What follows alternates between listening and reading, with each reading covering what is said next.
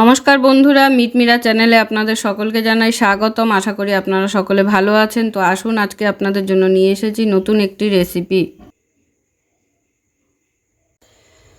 সকলকে স্বাগত জানিয়ে মীরা রান্নাঘরে নিয়ে চলে এসেছি আবারও নতুন একটি রান্নার রেসিপি। তো আজকে আমি করে দেখাবো বিহারি স্টাইলে ছাতুর লিপটি। তো তার জন্য আমি এখানে কিছুটা বলতে এখানে 500-র মতো আটা আছে। তো আমি মেখে একটা ডো তৈরি করে নিয়েছি আগে থাকতে। তো আটাটার লেয়ারটা দেখুন, ঠিক এরকম থিকনেস করে মেখে নিতে হবে। খুব বেশি শক্তও না, আবার খুব বেশি নরমও হবে না। তো এর মধ্যে এখন দিয়ে দিচ্ছি আমি সামান্য পরিমাণ একটু তেল। আটাটা কিন্তু মেখে মিনিমাম 30 মিনিটের মতো রেখে দিতে হবে। তো তেলটা দেওয়ার পরে আবারও একটু আমি ডলে নেব। তো আটাটা আবার সাইডে রেখে দিচ্ছি। এরপরে ছাতুর মধ্যে যা যা লাগবে আমার সমস্ত কিছু আমি এখানে রেডি করে ফেলেছি। তো এখানে আমি 1.5 খানার মতো পাতিলেবু নিয়েছি। এই রসটা আমার লাগবে, জুসটা আছে। এখানে 3টে কাঁচা লঙ্কা কুচি, আদা কুচি 1/2 ইঞ্চ মতো, আর লাগছে পেঁয়াজ কুচি। এখানে আমি 2টো পেঁয়াজ কুচিয়ে নিয়েছি। আর লাগছে রসুন কুচি, সেটাকে আমি গ্রেট করে নিয়েছি। আর লাগবে ধনেপাতা কুচি, আর একটু জোয়ান লাগবে, এই আজওয়াইন লাগবে। তো সেটাকেও আমি নিয়ে নিয়েছি। তো চলুন এবারে ছাতুটাকে মেশাই।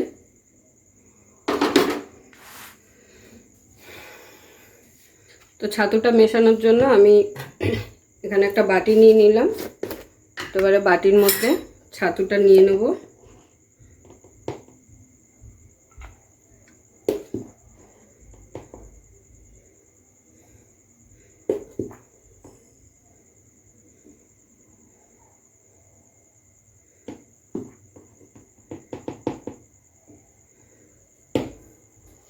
ছাতুটা আমি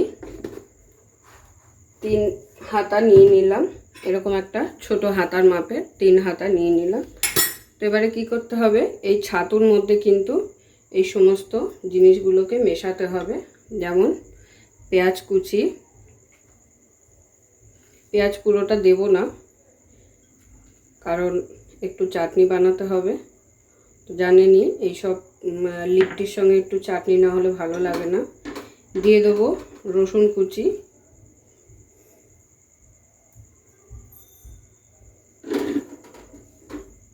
দিয়ে দিচ্ছি ধনেপাতা কুচি,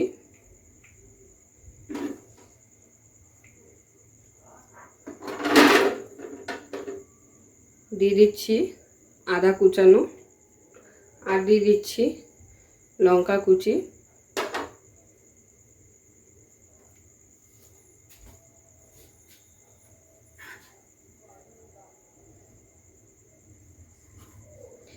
দিয়ে দিচ্ছি পরিমাণ মতো নুন,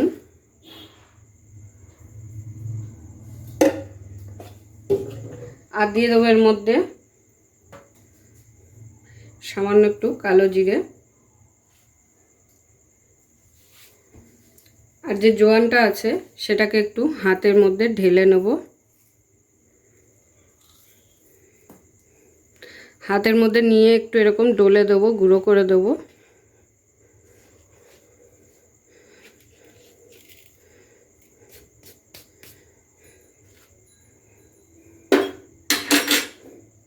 এরপরে দিয়ে দিচ্ছি লেবুর রস। আমার কাছে আজকে আমের আচার বা আমের কোনো তেল কিছু অ্যাভেলেবেল নেই, তো সেই কারণে আমি একটু লেবুর রসটা বেশি পরিমাণে দিয়ে দিচ্ছি।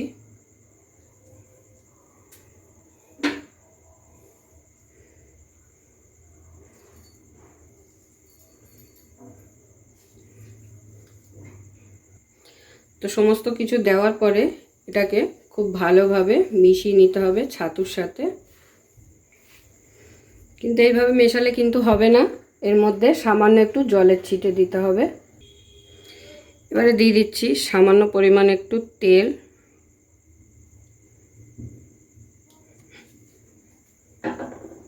তেলটা দেওয়ার পরে আবার একটু মাখিয়ে নেব আগে।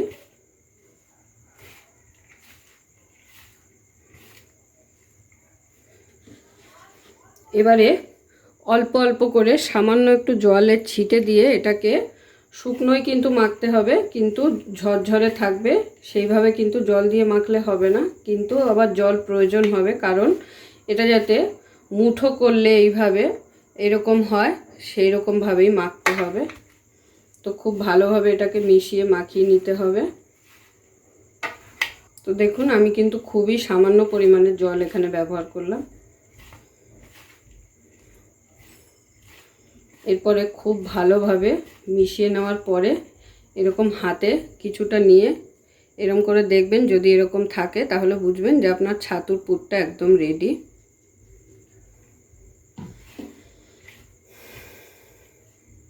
খুব সহজেই কিন্তু এই ছাতুর লিপটিটা ঘরে তৈরি করে নিতে পারেন।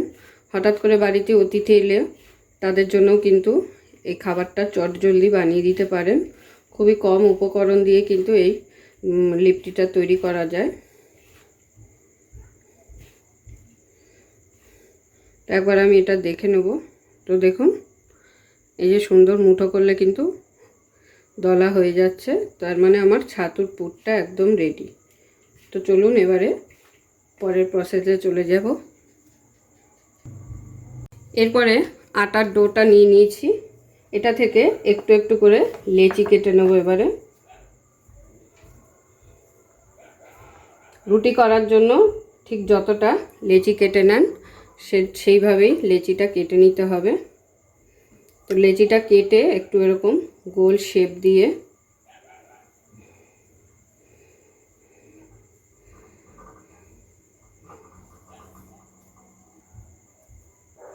তো দেখুন সমস্ত লেচি আমি কেটে নিয়েছি। এবারে লেচিগুলোকে পুরের জন্য রেডি করব। তো লেচিগুলোকে এইভাবে আপনারা হাত দিয়ে করতে পারেন। আমার যেহেতু একটু সমস্যা আছে সকলেই জানেন, তো আমি এটার মধ্যেই করে দেখাচ্ছি। এইভাবে একটু গোল করে আপনারা এরকম বুড়ো আঙ্গুলের সাহায্যে এরকম একটু গোল করে, তো আমি এটা দিয়ে করে নিচ্ছি। আমার এই হাতটা দিয়ে এরকম বানাতে সুবিধা হয়।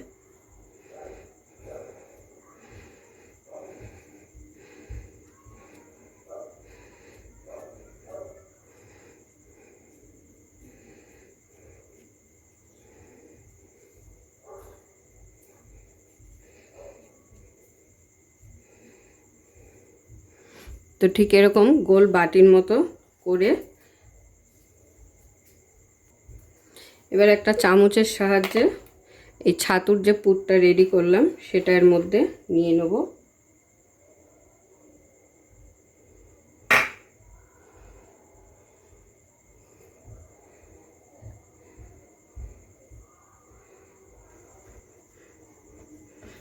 তো খুব সুন্দর করে সিল করার পরে আপনারা চাইলে হাত দিয়ে এরকম চ্যাপটা করে দিতে পারেন বা বেলে নিতে পারেন।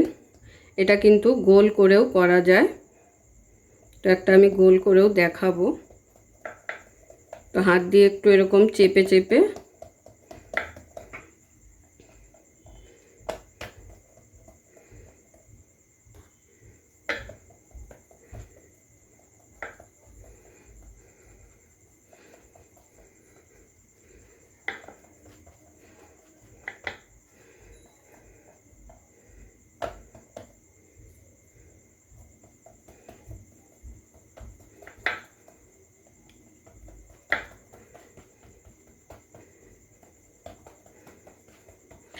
যারা যেইভাবে বানাবেন, যেইভাবে ইচ্ছা এইভাবে করেও নিতে পারেন বা গোল করেও তৈরি করতে পারেন। তো আমার লিপটি কিন্তু একদম রেডি। তো এবারে সমস্তগুলোকে আগে এইভাবে রেডি করে নেব।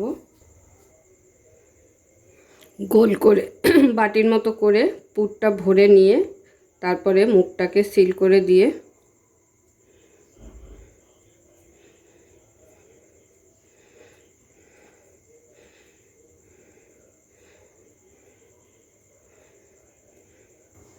চলুন এবার এই চারটাকে ভেজে নেওয়া যাক। তো ভাজার জন্য আমি এখানে একটি কড়াই নিয়ে নিয়েছি। কড়াইতে এবার দিয়ে দেবো তেল।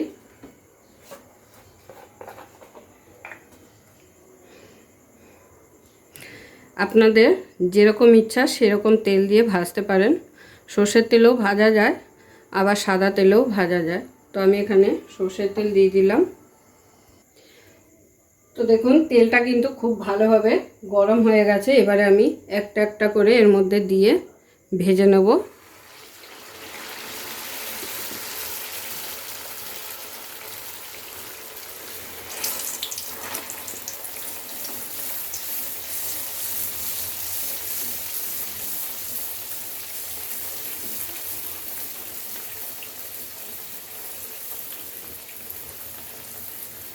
খেতে কিন্তু খুব অসাধারণ হয়, শুধু যে বিহারিরা খায় তা কিন্তু নয়, বাঙালিরাও খেতে পারে, মানে খায় অনেকেই। তো এইভাবে একবার ছাতুর লিপটি তৈরি করে দেখবেন, খুবই স্বাদ লাগবে খেতে।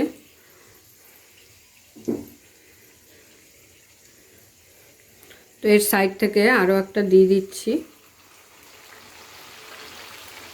তো দেখুন ঠিক এইভাবে একটু কড়া করে কিন্তু ভেজে নিতে হবে। এপিট ওপিট দুপিট আমার ভেজে নেওয়া হয়ে গেছে। এবারে এটাকে আমি তুলে নেব।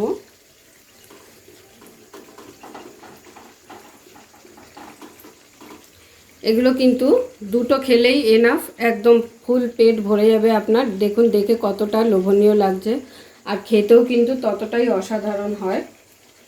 অবশ্যই সকলে একবার ট্রাই করবেন। যারা এখনো পর্যন্ত ট্রাই করেননি তাদেরকে বলছি অবশ্যই একবার ট্রাই করবেন। তো একইভাবে আমি সমস্তগুলো পরপর ভেজে নেব। তো দেখুন আমার ছাতুর লিপটি কিন্তু একদম রেডি।